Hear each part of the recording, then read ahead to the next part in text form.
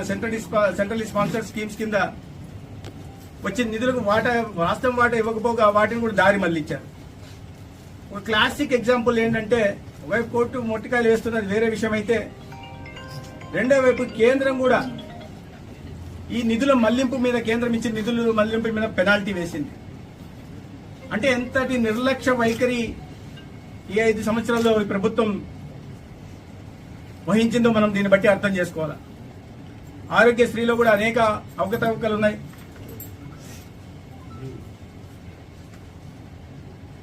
అనేక హాస్పిటల్ని ఎంపానల్మెంట్ చేశారు. ఒక రకంగా చెప్పాలంటే కొన్ని ఆసుపత్రులకి, కొంతమంది వ్యక్తులకి, కొంతమంది దళారులకి ఆరోగ్యశ్రీని ఆదాయ వనరుగా మార్చే ప్రయత్నం చేశారు. ఏ స్పిరిట్ అయితే ఆరోగ్యశ్రీని తీసుకురావడం జరిగిందో ఆ స్పిరిట్ నీరు కార్చే ప్రయత్నం కూడా జరిగిందని నేను ఎటువంటి మోమాటం లేకుండా చెప్పగలను.